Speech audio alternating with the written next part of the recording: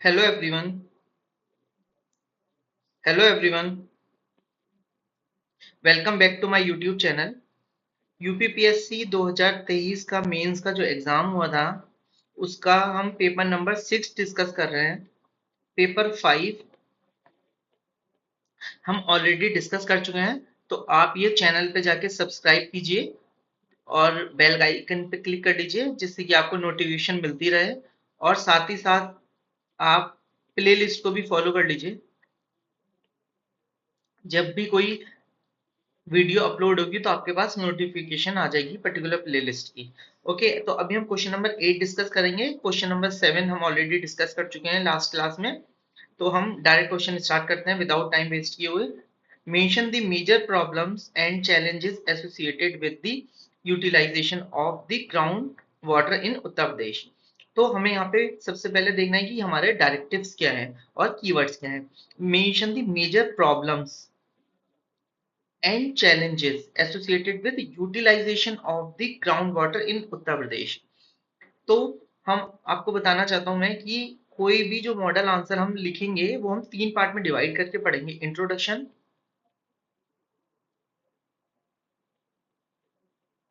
Second body and third conclusion. जो जो part में कवर करते जाएंगे वो मैं आपको बताता रहूंगा कि किस टाइप से लिखना है। तो इंट्रोडक्शन के अंदर आप क्या लिखेंगे? इंट्रोडक्शन में आप कोई भी डेफिनेशन लिख सकते हैं, कीवर्ड्स को डिफाइन कर सकते हैं, कोई आर्टिकल लिख सकते हैं, डेटा लिख सकते हैं, स्टैटिस्टिक्स लिख सकते हैं। तो ये आपका स्टार्टिंग होगी आंसर की। कोई टाइमलाइन, अगर हिस्ट्री से रिलेटेड कोई क्वेश्चन है या आपको कोई टाइमलाइन पता है या कोई ईयर पता है, कोई पर्टिकुलर डेट पता है तो वो आप मेंशन कर सकते हैं। कोई सेंचुरी से रिलेटेड कुछ है तो वो आप मेंशन कर सकते हैं। तो हम यहाँ इंट्रोडक्शन स्टार्ट करते हैं। तो ये सबसे पहले पूछा ग्राउंड वाटर, तो हम बताएंगे कि ग्राउंड वाटर का यूटिलाइजेशन है वो, इसका क्या रोल है। तो ground water utilization in Uttar Pradesh faces several critical problems and challenges. तो यहाँ पे आप क्या कर सकते हैं कि आप ना डिफाइन भी कर सकते हैं कि ग्राउंड वाटर क्या है। ठीक है, बहुत ब्रीफ में सिंगल लाइन में, और उसके बाद कि कितने परसेंट जो वाटर है वो ग्राउंड वाटर में कंसीडर होता है, और उत्तर प्रदेश में अगर आपको स्टेट्स आते हैं कि उत्तर प्रदेश में कितना ग्राउंड वाटर है। Primarily due to over extraction inadequate management. तो हमने इन्हें बता दिया कि क्या क्या चैलेंजेस हैं ब्रीफ में। These issues not only threaten the sustainability of water resources but also pose significant risk to agricultural productivity, public health, economic development in the region। तो हम बॉडी बॉडी सब लिखने का सबसे अच्छा तरीका होता है कि जो भी आपकी क्वेश्चन की डिमांड है, प्रॉब्लम एंड चैलेंजेस, आप उसको ऐसा हेडिंग बना लीजिए। तो इसके अंदर क्या है कि बॉडी में हमने लिखा है major problems and challenges associated with the utilization of the ground cover. तो क्या क्या हमारे चैलेंजेस हैं? ओवर एक्सप्लॉइटेशन, ये हमारा फर्स्ट है। आपकी पॉइंट्स में करके लिखेंगे तो एक जो प्रेजेंटेशन का तरीका बहुत अच्छा हो जाता है, तो इससे आंसर थोड़ा इफेक्टिव लगने लगता है। Excessive withdrawal of groundwater for irrigation and domestic use has led to the significant decline in water level, risking groundwater depletion। और मैं आपको बता देता हूँ कि आप ना साथ साथ में एग्जाम्पल्स अगर आपको याद हो या पता हो तो आप वो भी लिखते रहिए। Contamination. The groundwater is increasingly contaminated with the industrial pollutants, agriculture runoff, domestic sewage, making it unsafe for consumption and agriculture। तो आप यहाँ पे एग्जाम्पल्स दे सकते हैं, जैसे यूपी में कानपुर वाला एरिया है, वहाँ पे बहुत ज्यादा टेनरीज हैं। तो वहाँ पे क्या होता है कि बहुत ज्यादा जो पानी है वो कंटेमिनेटेड होता है तो पॉल्यूटेंट से, तो आप ये चीज मेंशन कर सकते हैं।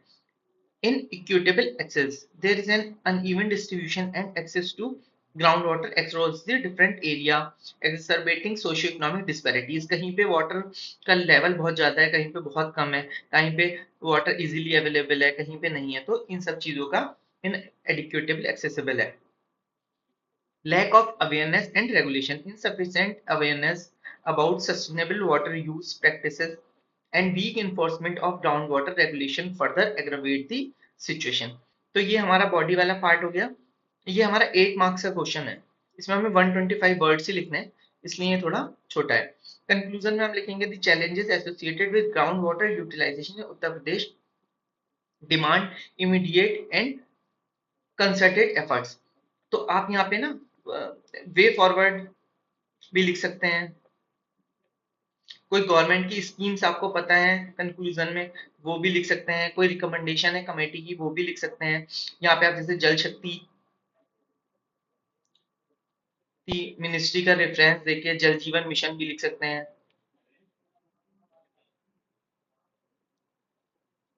और गंगा के लिए जो हमारी स्कीम्स हैं गंगा वाटर के लिए, आप उसको भी मेंशन कर सकते हैं। क्लीन गंगा इनिशिएटिव जो है आप उसको भी यहाँ पे कोट कर सकते हैं। Addressing these issue requires integrated water resources management strategy, stricter regulatory measures, community engagement to sustainable practices, and investment in water conservation and treatment technologies to ensure the long term viability of groundwater resources। यहाँ पे हमारे कुछ acts हैं, pollution acts आप उनको भी mention कर सकते हैं, एनवायरमेंट प्रोटेक्शन एक्ट को भी आप यहाँ पे कोट कर सकते हैं। तो ये सब चीजें आप यहाँ पे लिख सकते हैं। ये हमारा हो गया। अब हम हिंदी मीडियम के जो कैंडिडेट्स हैं उनके लिए डिस्कस करेंगे। यहाँ पे ना हमने ट्रांसलेट किया है इसको, तो कुछ वर्ड्स हो सकता है उसका मीनिंग चेंज हो गया हो या कुछ वोकैब में मिस्टेक हो गई है, तो आप अपने हैंड पे रेक्टिफाई कर लीजिए अगर आप कुछ पाते हैं, और अगर कुछ वाकई में दिक्कत होगी तो आप प्लीज कमेंट में भी बता दीजिए, तो मैं अगली आने वाली जो वीडियोस होंगी वहां पे मेंशन कर दूंगा। प्रश्न नंबर 8, उत्तर प्रदेश में जो भूजल है के उपयोग से जुड़ी प्रमुख समस्याएं और चुनौतियों का उल्लेख करना है हमें। तो मैंने आपको बताया मॉडल आंसर को हम 3 पार्ट्स में डिवाइड करेंगे। यहाँ पे परिचय होगा, विषय वस्तु होगी और निष्कर्ष होगा हमारा जो कंक्लूजन होता है। तो यहाँ पे आप कोई भी शब्द की जो परिभाषा लिख सकते हैं,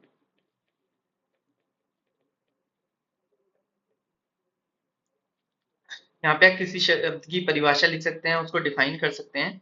उत्तर प्रदेश में भूजल के उपयोग से कई महत्वपूर्ण समस्याएं चुनौतियां उत्पन्न होती हैं, मुख्य रूप से अत्यधिक निष्कासन और अपर्याप्त प्रबंधन के कारण। ये मुद्दे न केवल जल संसाधनों की स्थिरता को खतरे में डालते हैं, बल्कि क्षेत्र में कृषि उत्पादकता, सार्वजनिक स्वास्थ्य और आर्थिक विकास के लिए भी महत्वपूर्ण जोखिम पैदा करते हैं। ये हमने एक ब्रीफ इसका इंट्रोडक्शन दे दिया। अब हमारी क्या क्या समस्याएं हैं, तो हम जो भी हमारी विषय वस्तु होगी, जो हमें क्वेश्चन में डिमांड है, हम उसको ही अपनी विषय वस्तु बना लेंगे। तो यहाँ पे हम स्टार्ट करते हैं, भूजल के उपयोग से जुड़ी प्रमुख समस्याएं और चुनौती, यह पार्ट है, यहाँ पे हमने लिख दिया।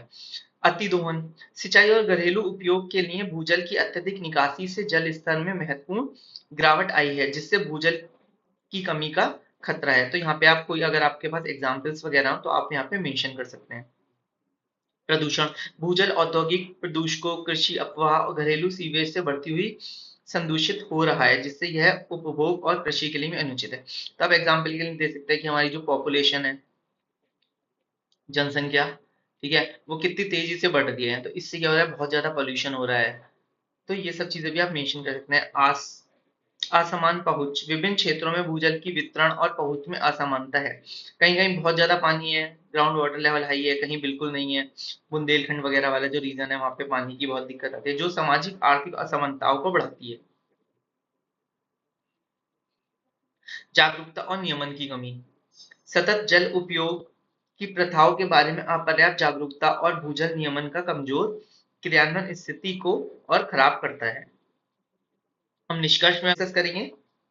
उत्तर प्रदेश में भूजल के उपयोग से जुड़ी चुनौतियां तत्काल और समन्वित प्रयासों की मांग करती है। इन मुद्दों को संबोधित करने के लिए एकीकृत जल संसाधन प्रबंधन रणनीतियों, कठोर नियामक उपायों, सतत प्रथाओं के लिए समुदाय की संलग्नता और जल संरक्षण और उपचार प्रौद्योगिकियों में निवेश की आवश्यकता होती है, ताकि भूजल संसाधनों की दीर्घकालिक व्यवहार्यता सुनिश्चित की जा सके।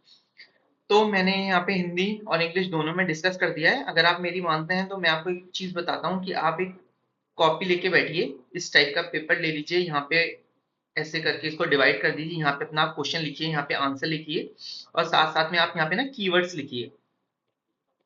तो आपकी ये एग्जाम से पहले कीवर्ड्स का एक बंच तैयार हो जाएगा। तो ये आपको बहुत हेल्प करेगा आपके आंसर राइटिंग प्रैक्टिसेस में और रिवाइज करने में ड्यूरिंग एग्जाम्स, क्योंकि उस टाइम आपके पास टाइम नहीं होगा पूरा क्वेश्चन पढ़ने का। और सपोज अगर आपको एक मॉर्निंग शिफ्ट होती है, एक इवनिंग शिफ्ट होती है, इसके बीच का जो गैप है, अगर आपको इस पेपर की तैयारी करनी है तो आप उसके लिए पूरी किताब थोड़ी पढ़ेंगे। उसके लिए आपकी हेल्प आएगा काम में, जो आपने कीवर्ड्स बनाए हैं, तो वो आपकी हेल्प करेगा इसको, आपके जो ये वाला इशू है इसको रिजॉल्व करने के लिए। ओके, तो आप आंसर लिखते रहिए मेरे साथ, मैं आपको डेली प्रोवाइड करवाता रहूंगा कुछ ना कुछ। Keep writing. और कोई भी समस्या आती है तो आप कमेंट कीजिए, कोई फीडबैक है आपका तो वो भी दीजिए, जैसे कि हम और इम्प्रूव करें और हमें क्या क्या लाना चाहिए, कैसे अपने इनिशिएटिव्स को आगे बढ़ाना चाहिए, तो वो हम इसके थ्रू ही पता लगेगा। तो आप बताइए, शेयर कीजिए, लाइक कीजिए, सब्सक्राइब कीजिए। Thank you so much, bye bye.